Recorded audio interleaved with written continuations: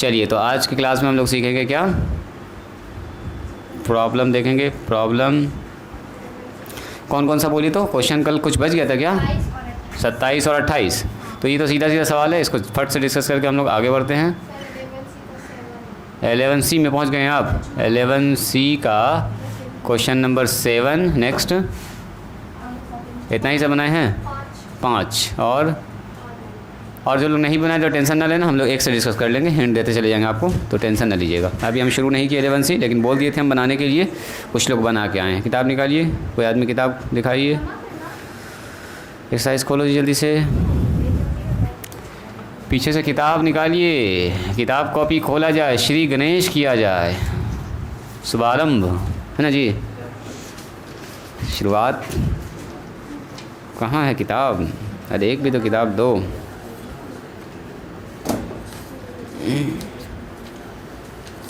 सुनिए question number 27, सब लोग यहाँ ध्यान देंगे।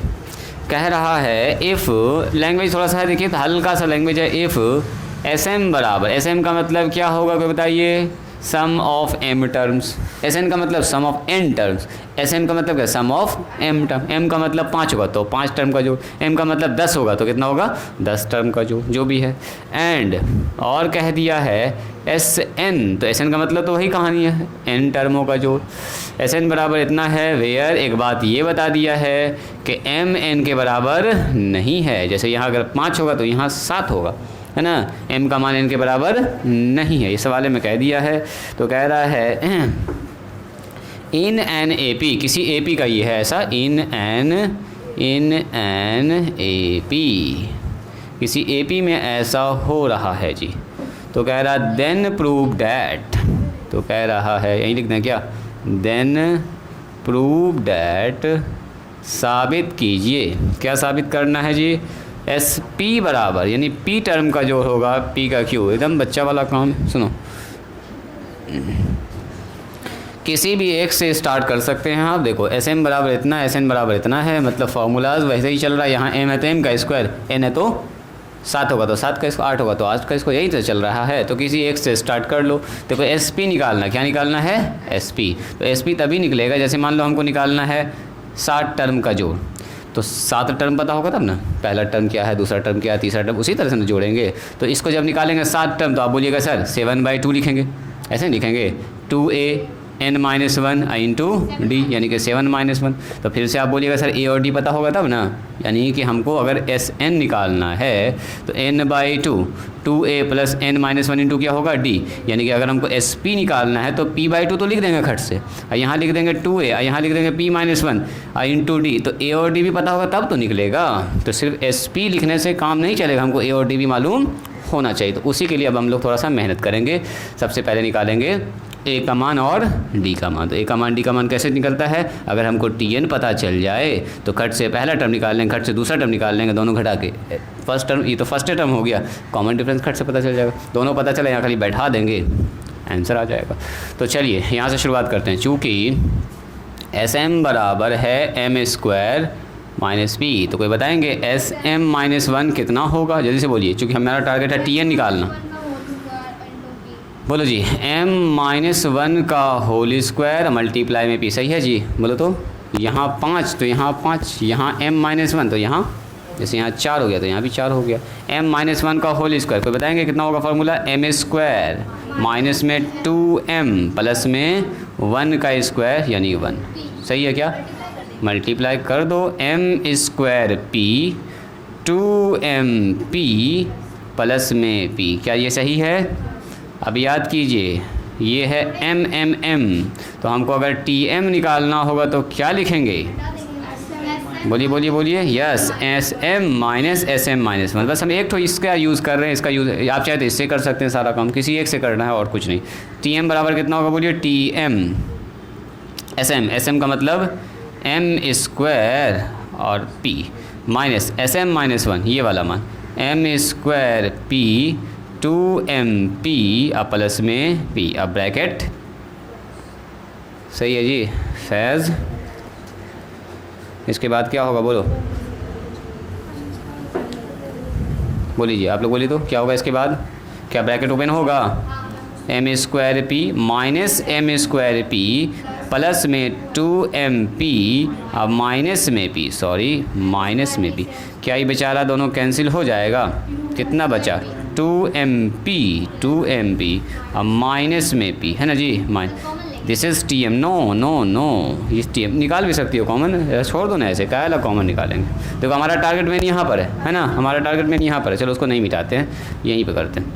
देखिए अगर हमको टी एम पता चल गया है, जल्दी से बोलिए, अगर हमको टी एम पता चल गया है तो क्या हमको टी एन पता चल गया? टी एन बोलिए तो कितना होगा? जहाँ जहाँ एम है वहाँ वहाँ 2 बैठा देंगे सर, खेल ख़त्म। इसलिए बोलिए पहला टर्म क्या होगा? बोलो बोलो बोलो, 2 × 1 × p माइनस पी, यानी 2p माइनस पी, यानी कि सीधा सीधा p। कोई बताएंगे दूसरा टर्म क्या होगा? दूसरा टर्म तो यहाँ 2 बैठेगा sir, 2 × 2 p minus P, 4p, yes very good, 4p minus P है ना जी, 3p, वेरी गुड। बोलो एक और निकाल लेते हैं, एक और निकाल लो, हालांकि इतना से भी काम चल जाएगा अपना, लेकिन चलो एक और निकाल लेते हैं, minus P, 6p minus P, very good, ये हो गया 5p। ऐसे ही चलता रहेगा तो सीक्वेंस कितना होगा बताइए, या AP बताइए, AP हो जाएगा हमारे पास पहला टर्म p, दूसरा टर्म बताओ 3p, तीसरा टर्म बोलो 5p, और ऐसे ही चलता चल जाएगा। तो बोल दीजिए तो 7p होगा क्या? ऐसे ही चलता जाएगा। बोलो SN बराबर कितना होता है? लास्ट स्टेप चल रहा है, SN बराबर होता है n/2 2a plus n - 1 × d। तो कोई बताएंगे यहाँ a का मान कितना है? कॉमन डिफरेंस कितना है? 2p। तो अगर कोई पूछे बताओ SP कितना होगा तो क्या बोलिएगा? p/2, यही ना होगा, 2a p - 1 × d। हाँ अब बैठाएंगे, ठीक बोल रहे थे आप, p/2 2 × हो जाएगा p, अब बैठेगा a का मान, अब बैठा दो, p - 1 × d का मान 2p, मल्टीप्लाई में है, ये टर्म क्या है? मल्टीप्लाई में। अब मेरे ख्याल से का काम ख़त्म हो गया, आप समझ चुके हैं आप क्या क्या हो रहा है। हटाओ इसको, चलो जी कोई आदमी गुना कीजिएगा इसको। SP बराबर हो गया p/2 मल्टीप्लाई में 2p माइनस, कोई बोलेंगे इधर गुना करेंगे कितना होगा? प्लस में 2p², सही है जी, माइनस में 2p, दोनों से गुना होगा, एक एक करके बस, और कुछ नहीं। 2p से 2p बेचारा कैंसिल, तो 2p अब मल्टीप्लाई में 2p का स्क्वायर अंदर में, p से p, सॉरी p2 से 2 कैंसिल, p तो रहेगा ही, p पर पावर 2 और p पर पावर 1, तो p पर पावर कितना हो गया? SP बराबर p पर पावर 3। यही करना था प्रूफ, बस यही काम आप इससे भी कर सकते थे, हम m से कर दिए। बात समझ में आई? सब्बीर समझ में आया? देखो तो जल्दी से।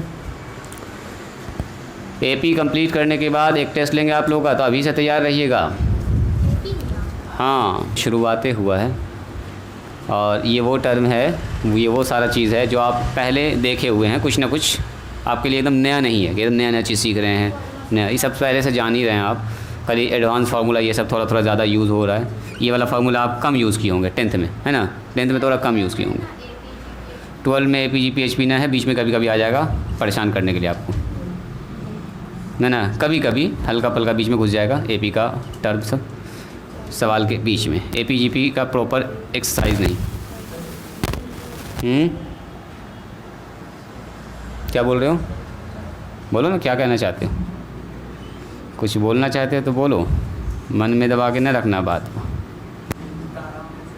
तारा, हाँ अच्छा लगने के लिए, अच्छा नहीं लग रहा है? कारपेंटर बना दिए?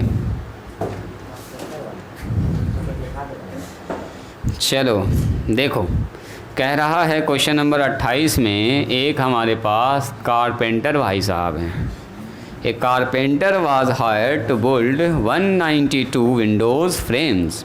मैंने एक कारपेंटर जो है ठेका लेता है, हायर करता है, हायर 192 विंडोज़ फ्रेम, बोलता है कि हम 192 192 जो खिड़की का फ्रेम है वो तैयार करके देंगे आपको। खिड़की का फ्रेम देखा आप लोगों ने जी बचपन में, ऐसा होता था खिड़की का फ्रेम, है ना, ये खिड़की ना होता है ऐसे करके ऊपर नीचे लगा रहता है, यहाँ पर दरवाज़ा ऐसे यही खिड़की होता है। नॉर्मली घर में ऐसा ही खिड़की होता है ना, चकुट्टा खिड़की ना होता है, ऐसा क्या बना दिए हम, ऐसा खिड़की ना देखें आप लोग, सब लोग चौक कह रहे हैं जी, ऐसा खिड़की होता है, ऐसा खिड़की देखे हैं कि ना देखे हैं, पहले बताइए। ऐसा खिड़की ना देखे हैं? हो ऐसा ऐसा खिड़की चार तो ऊपर एक तो दो दरवाज़ा, नीचे दो दरवाज़ा, एकदम रहता है ऐसा। बहुत सारा ऐसा खिड़की होता है। अच्छा, आप लोग ऐसा खिड़की देखें, इसका मतलब हम समझ गए। आपका मतलब हुआ खिड़की सर ऐसा होना चाहिए, है ना? अच्छा चलो, ये हो गया घर, देखो ये हो गया घर, ये हो दरवाज़ा। आपका मन है ये सर ऐसे खिड़की होना चाहिए, बस एक तो यही ना हुआ खिड़की। तो खिड़की का फ्रेम का मतलब आप ही समझ रहे हैं कि सर छोटा सा खाली इतना सा होना चाहिए, यही खिड़की का फ्रेम हो गया। 2 ठो पल्ला बंद कर दीजिए, छोटा सा खिड़की हो गया। ठीक है, ये भी खिड़की होता है, इसको भी विंडो कहते हैं। सुनिए, तो कहता क्या है कि एक कारपेंटर है, वो हायर्ड करता है, was hired to build 192 window frames. 192 frame बनाने का वो ठेका ले रहा है। ठीक, हम बना देंगे जी। The first day he made 5 frames. पहले दिन क्या करता, 192 उसको बनाना था, लेकिन जब काम स्टार्ट किया तो पहले दिन 5 ठो फ्रेम बनाया। फर्स्ट डे, पहले दिन 5 frame. And each day thereafter he made 2 more frames then he made the day before. मतलब पहले दिन जितना बनाया था, अगले दिन उससे 2 ठो ज़्यादा बना रहा है। तो पहले दिन अगर 5 ठो बनाया होगा, दूसरे दिन कितना बनाएगा बोलो? 7 बनाएगा।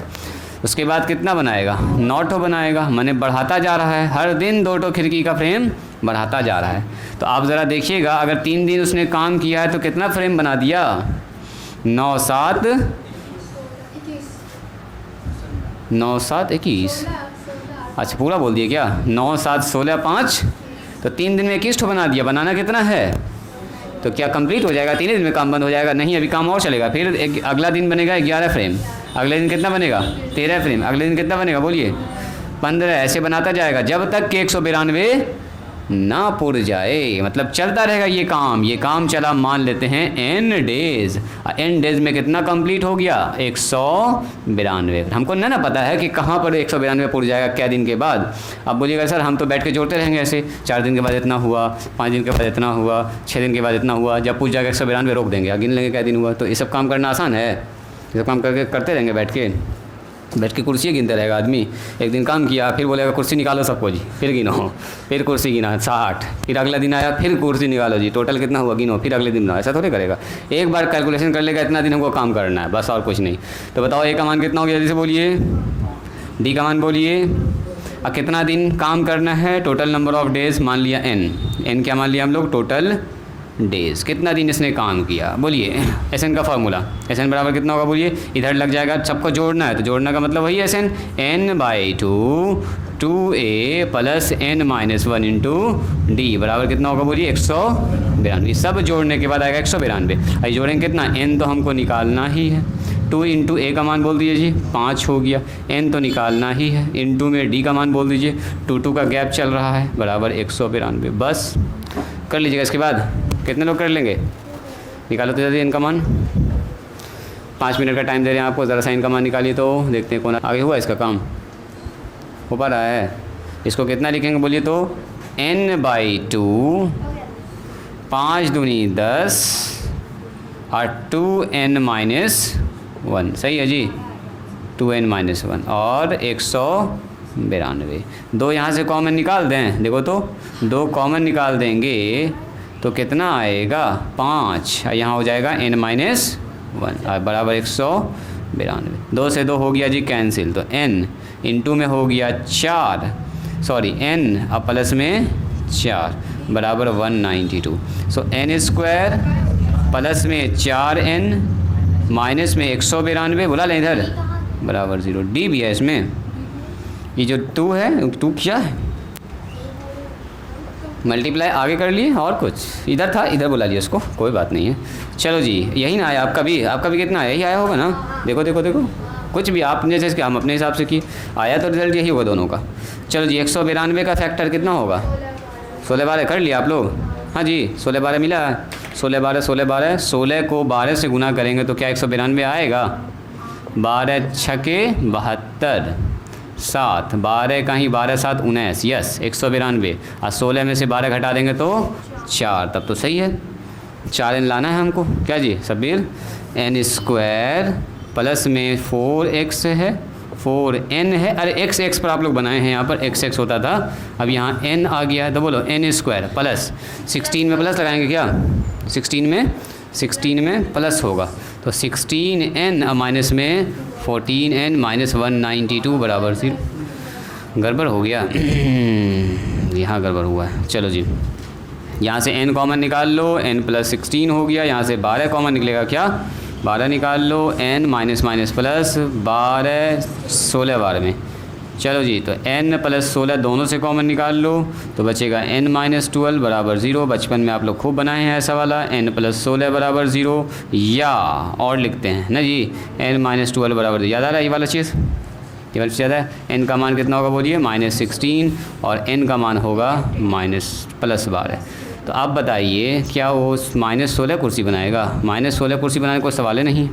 -16 दिन लगने का, दिन जब भी लगे 1 दिन 2 दिन 5 दिन 10 दिन, माइनस दिन का कोई सवाल है? कोई सवाल ही नहीं है माइनस दिन का। आपके पास कितना रुपया बोले, 2 रुपया 5 रुपया 7 रुपया, -3 रुपया मेरे पास है। -3 रुपया कहाँ है? माइनस का कोई मतलब ही नहीं बन रहा। आपका लंबाई कितना, क्या बोलिएगा, 5 फीट 5 फीट 2 इंच 5 फीट, आप बोलेगा कि मेरा लंबाई है -3 फीट न ज़मीन के अंदर। माइनस का मतलब ही ना हुआ जी। देखो एक्स वाई एक्सिस पॉजिटिव ऊपर होता है, अगर आप माइनस में बोल दिए वर्टिकली, जब भी हम लोग कहते हैं वाई एक्सिस पर नापते हैं वर्टिकली, ऐसे खड़े हैं हम, तो हम लोग बोलते हैं यहाँ पर हम खड़े हुए। देखो यहाँ पर हम मान लो ऐसे करके खड़े हो गए मुस्कुराते हुए, ऐसे तो नापा। यहाँ पर हाइट मेरा 5 फीट है, और कोई बोलेगा मेरा हाइट है -3 फीट, बोलेंगे ऐसे उल्टा, ज़मीन के अंदर अंदर चल रहा है, इसका मतलब उल्टा ना बोल रहा है, उल्टा डायरेक्शन, माइनस नीचे चल रहा है। तो निगेटिव का कोई सवाल ही नहीं है, तो due to negative sign reject करेंगे इसको, रिजेक्टेड, सीधा रिजेक्टेड लिख दो, due to negative sign. Negative sign, negative days, कभी भी दिन नेगेटिव नहीं होता है। तो टोटल दिन कितना होगा बोलिए, 12 दिन में कंप्लीट हो जाएगा। तो टोटल डेज कितना लगेगा इसको बताइए, टोटल डेज होगा 12, 12 दिन में कंप्लीट। देखो ऐसे ही काम करता जाएगा, 5 दिन बनाएगा, 5 कुर्सी 7 कुर्सी, सॉरी कुर्सी नहीं है यहाँ पर क्या है, विंडो है। 5 7 9 11, देखो 1 दिन 2 दिन 3 दिन 4 दिन 5 दिन 6 दिन, 6 दिन तो हम लोग लिखे दिए ये, 6 दिन और लिखते तो काम खत्म हो जाता है ना, अगिन लेते सबको 192 हो जाता होता।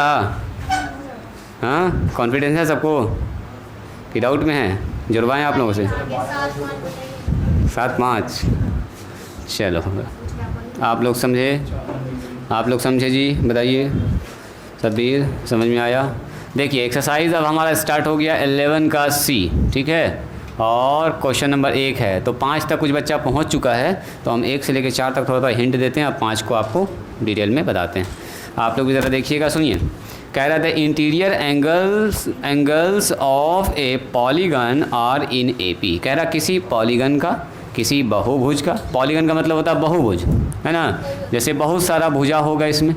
सुनिए बहुत सारा भुजा है, तो क्या ये एक बहुभुज है? आप बोलिएगा sir yes, 1 side 2 side 3 side 4 5 6 7 8 side, इसको बोलते हैं ऑक्टागन, अष्टभुज। 8 भुजा है तो अष्टभुज। हमको नहीं पता कितना, हमको पता ही नहीं है, कह रहा सिर्फ पॉलीगन। तो पॉलीगन जब भी कह दे इसका मतलब क्या होता बोलो, बहुभुज। बाद में देखेंगे ये बहुभुज क्या है, पेंटागन है कि हेक्सागन है कि हेप्टागन है कि ऑक्टागन है कि triangle is also a polygon with side 3, जिसका 3 साइड है तो वो भी पॉलीगन है।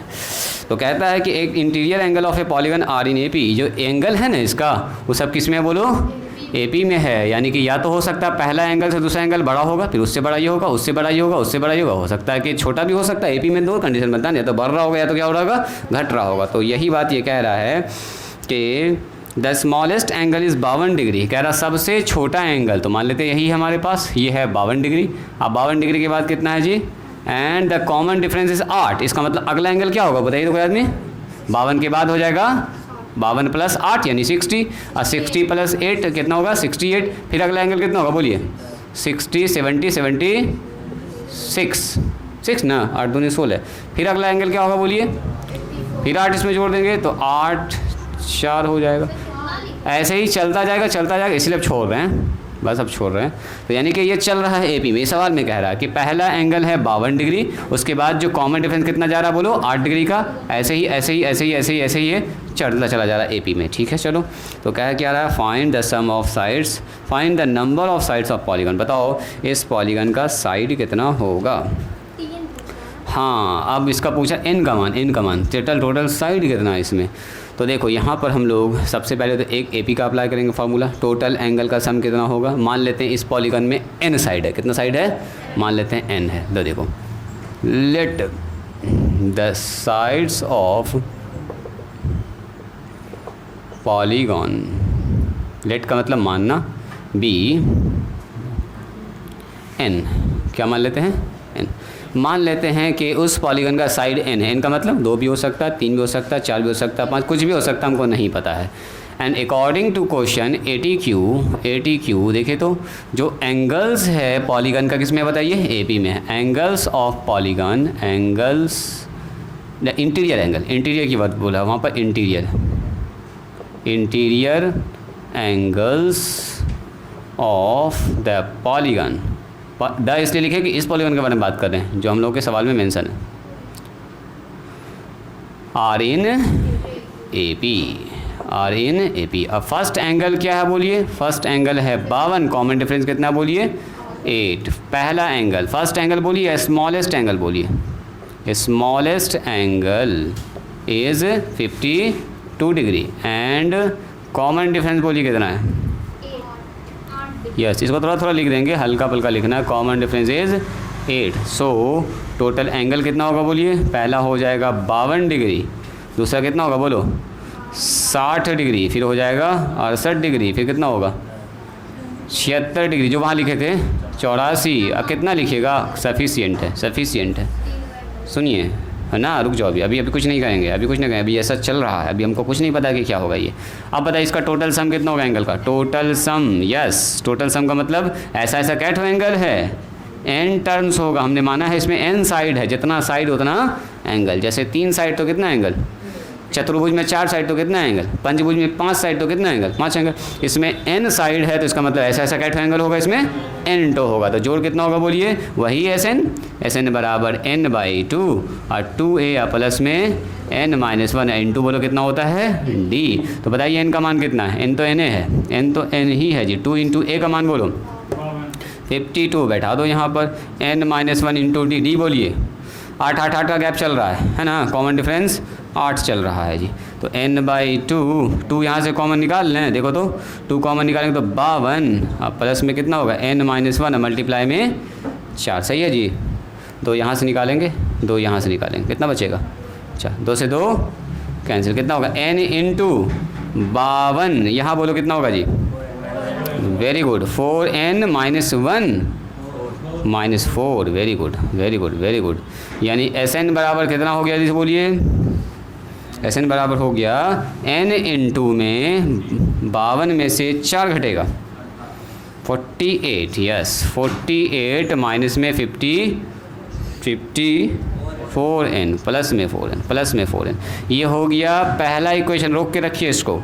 अब सुनिए, एक तो फार्मूला हम लोग जानते हैं जो पिछले क्लास में भी थोड़ा डिस्कस किए थे, याद है, इंटीरियर और angle of a polygon, we know that, हाँ very good, we know that the sum of interior angles of a polygon whose sides is n, क्या होता है बोलिए, ये होता है n-2 इंटू 180 डिग्री।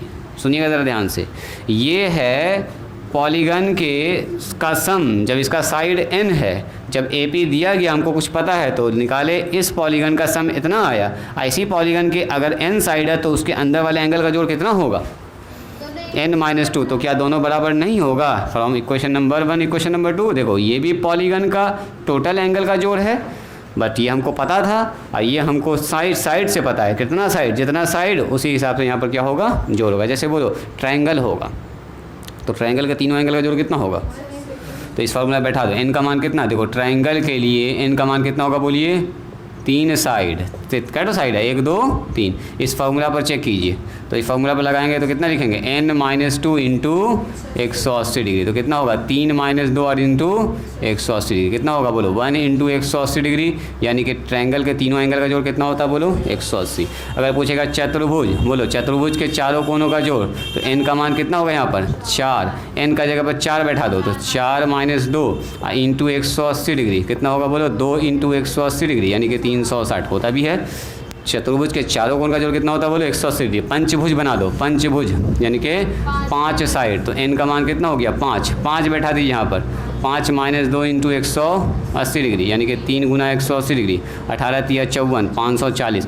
चतुर्भुज के पंचभुज के पांचों कोनों का जोड़ कितना होता है, तो अगर हमारे पास साइड n है, जो माने थे स्टार्टिंग में n साइड का जोड़ कितना होगा n - 2 इंटू 180 डिग्री। तो ये निकाले फॉर्मूला से इस पॉलीगन के सारे कोनों का जोड़, ये है AP से इस पॉलीगन के सारे एंगल का जोड़, तो क्या दोनों आपस में बराबर ना होगा, फ्रॉम 1 and 2 लिखेंगे हम लोग, फ्रॉम 1 and 2।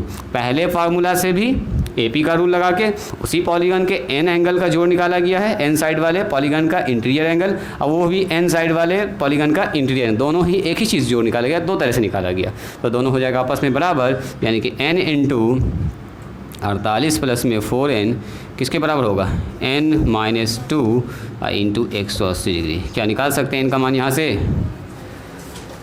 बोलो जी कितने लोग निकाल सकते हैं इनका मान। 4 यहाँ से कॉमन निकाल दें क्या, सुनो सुनो सुनो, 4 यहाँ से कॉमन निकालो 4, तो 4n निकाल, थोड़ा सा पहले इजी करते हैं, 4 × 4 4 4 दूनी 8, यहाँ हो जाएगा n, यहाँ बोलो यहाँ 180 हो गया, n - 2 हो गया, 4 से कटेगा क्या, बोलो जी 4 से कटेगा क्या, 4 से कटेगा ये कितना बार में, 4 चौके 16, 4 पंचे 20, 45, तो यहाँ हो गया n इंटू n प्लस 12, सही है, n इंटू n प्लस में 12, इधर कितना हो गया जी 45 n - 2, तो इसका कैलकुलेशन कर सकते हैं, सही है जी, कोई दिक्कत है इसमें, बोलो n² प्लस में 12n है ना जी, 12n, यहाँ कितना होगा 45n और 45 दूनी 90, बुला लो सबको इस तरफ, तो n² प्लस में 12n माइनस में 45n, अब प्लस में कितना हो जाए बोल दीजिए 90 बराबर, ये सब वही द्विघात समीकरण जो 10 में आप लोग बनाए हैं, है ना, x का मान निकालते थे, यहाँ n निकलेगा, n², बोलो जी 45 में से 12 घटेगा कितना बचेगा ना 35, माइनस में 33 आ रहा है, 33 ना, 33n 33 आएगा 90।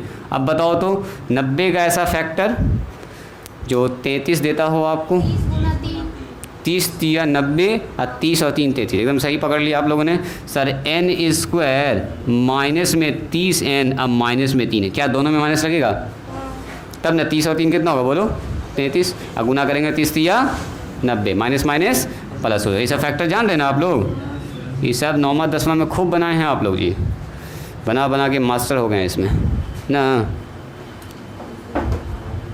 चलो बोलो कॉमन क्या निकलेगा जी, अलकमा क्या लिखेंगे जल्दी बोलो, n - 30, यहाँ बोलो 3 कॉमन निकाल लिए, n और माइनस में 30, हाँ n का 2 मान निकल गया, n - 30 n - 3 बराबर कितना हो गया 0, बोलो n का मान कितना निकलेगा, तो n का मान 2 निकल गया, n का मान 30 - 0 और क्या होगा बोलिए, n का मान n - 3 बराबर 0, सो n का मान यहाँ सॉरी nx लिखा रहा है 30 और n का मान 3। अब मेरा सवाल ये है n का मान 3 होगा कि n का मान 30 होगा, इस बार तो दोनों पॉजिटिव है, कैसे डिसाइड होगा बताओ तो कोई आदमी बोलिए कैसे डिसाइड होगा n,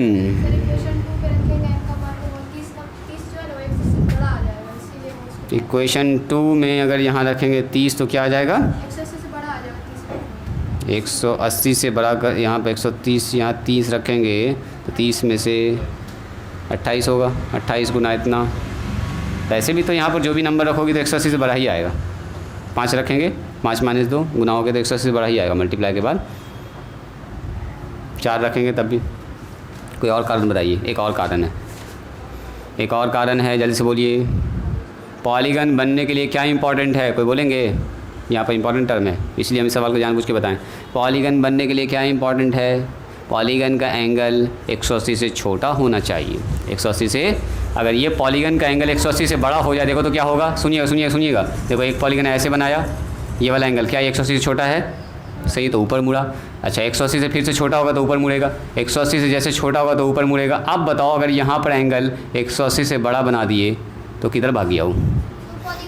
तो इसका मतलब पॉलीगन नहीं बनेगा, फेल कर जाएगा। यानी कि पॉलीगन का जो एंगल होता है वो 180 से क्या होना चाहिए? छोटा। अगर एंगल 180 से आगे भागेगा तो इसका मतलब पॉलीगन वहाँ पर फॉर्म नहीं करेगा, और 180 से जहाँ आगे भागा तो अगला एंगल फिर से 180 से आगे भाग जाएगा।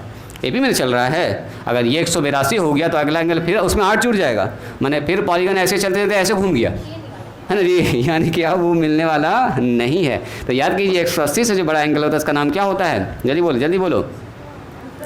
Reflex angle. एक ऐसा एंगल जो 180 से बड़ा, उसको बोलते हैं पूर्ण युक्त कोण या रिफ्लेक्स एंगल। रिफ्लेक्स एंगल एक ऐसा एंगल अगर थीटा का मान 180 से बड़ा हो और कितना से छोटा हो? 360 से छोटा हो। एंगल के बारे में बताए थे ना आप लोगों को, ना बताएं अभी? अच्छा, त्रिकोणमिति में फिर से बताएंगे, टेंशन ना लेना। तो रिफ्लेक्स एंगल होता है, इसको बोलते हैं रिफ्लेक्स एंगल। रिफ्लेक्स एंगल याद रहेगा, एक ऐसा एंगल जो 180 से बड़ा हो और 360 से छोटा। 360 में हो जाता है कंप्लीट एंगल, पूर्ण कोण, है ना। 180 में होता है स्ट्रेट एंगल, उसको बोलते हैं कि हम लोग सीधा कोण, सरल कोण, है ना जी। 180 से बड़ा, तो 180 से बड़ा नहीं होना चाहिए। तो ज़रा चेक कीजिए ज़रा सा, n का मान बैठा दीजिए, n का मान बैठाइए। देखो Tn क्या हमारे पास चल रहा, बोलो तो Tn अगर लिखेंगे तो क्या लिखेंगे? सुनो जी, सुनो यहाँ पर दिख रहा है Tn बराबर कितना होगा, बोलिए? a plus n-1 into D. तो T अगर हम निकालना चाहेंगे, देखो इसका मतलब क्या हुआ, इसमें 30 टर्म होगा। मतलब ऐसा एंगल चला 52, 60, 68, 76, 84 ऐसे चलता चला जाएगा, 30 एंगल होगा। इसका मतलब ये कह रहा है। तो हम चेक करना चाहेंगे तीसरा नंबर पर कितना आ रहा होगा।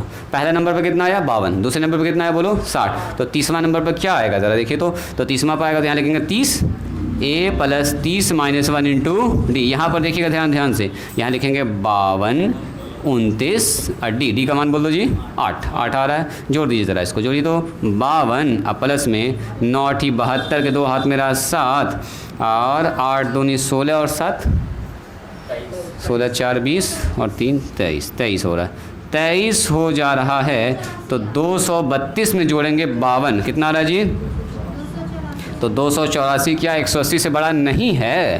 तो 180 से बड़ा आ गया, इसका मतलब क्या हुआ, ये पॉलीगन ऐसे चल रहा था, फिर कहीं भी ऐसे घूम गया होगा, माने पॉलीगन फॉर्म नहीं करेगा ड्यू टू रिफ्लेक्स एंगल। ये हमारा क्या हो जाएगा, नेगलेक्ट हो। दिस इज रिफ्लेक्स एंगल, ये हो गया हमारा रिफ्लेक्स एंगल। ठीक है, लिख लेते हैं रिफ्लेक्स एंगल। और किसी भी पॉलीगन का कोई भी एंगल रिफ्लेक्स नहीं हो सकता 180 से बड़ा, नेवर, कभी भी नहीं हो सकता है। So due to reflex angle it is rejected, reject करेंगे हम लोग उसको, क्योंकि पॉलीगन का कोई भी एंगल रिफ्लेक्स नहीं होगा। सो इसलिए फाइनली क्या लिखेंगे, बोलो? हाँ, तो n का मान कितना हो जाएगा, 3 हो जाएगा। इसलिए फाइनली यहाँ पर लिख सकते हैं, इसलिए n का मान हम लोग 3 को करेंगे एक्सेप्ट। This is accepted.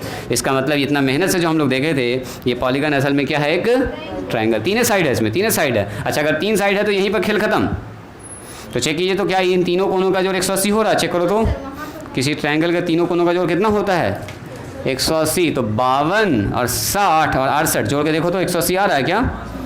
60 60 120 अब 50, 120 50 170 और 8 और 2 10 180। यस, 180 आ रहा है। 52 को 60 में जोड़िए, 60 को 68 में जोड़िए, 180 आ गया। यस, ये दोनों ही कंडीशन को फुलफिल कर रहा है। 3 साइड है, कोई भी एंगल देखो, यहाँ तक रिफ्लेक्स नहीं आया, रिफ्लेक्स ना आया 68 डिग्री, 68 डिग्री तो बहुत छोटा है, 180 से बहुत छोटा है। तो ठीक है, तीनों कोनों का जोड़ भी कितना आ रहा है, 180 डिग्री। इसका मतलब it is a triangle of side and it in the polygon of side 3 side का होगा। ये पूछ रहा था n का मान बताइए, तो n का मान 3 होगा, तो हो गया ये एक ट्रायंगल। ट्रायंगल खेल खत्म। ट्रायंगल का मतलब साइड 3। पूछ रहा था साइड कितना है इसमें, बताओ तो साइड कितना हो जाएगा, साइड 3।